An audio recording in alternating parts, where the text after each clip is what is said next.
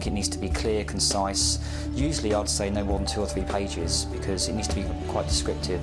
So certainly start with a paragraph as to explain who you are as an individual, and then your achievements and your highlights, and then a good explanation as to what roles you've covered and the responsibilities, and just be as clear and descriptive as possible without waffling too much. Obviously it's very important that the CV is spelt correctly in the grammar and it's formatted in the right format. For me, a CV needs to be understandable.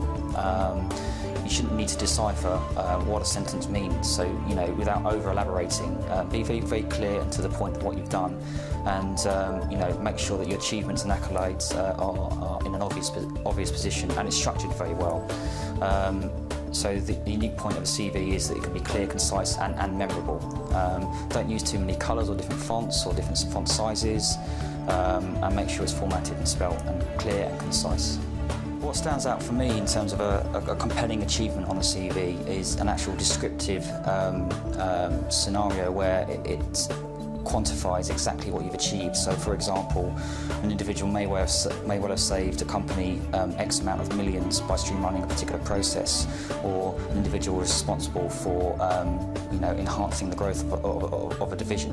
So it has to be descriptive and quantifiable, and a point of reference whereby it's the individual can actually see the impact that you've made.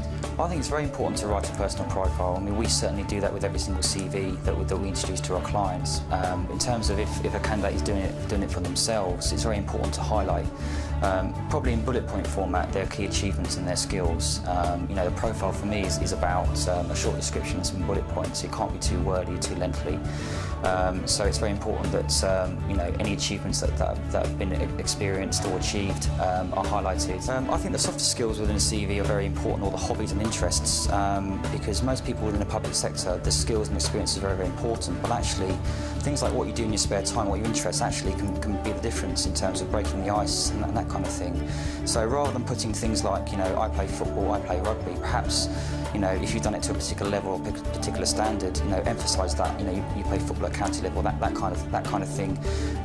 If anything, it actually can enhance your opportunity of building rapport with the person that could be taking you on. So I think it breaks down the process a little bit, because most good interviews, you know, are very formal and structured, but there is an element of kind of a chat and a personal side to it as well. My advice to anyone writing about their previous experiences is actually very important to be descriptive. You know, some candidates fall into the trap of actually almost copying and pasting a job description and lumping it onto the CV.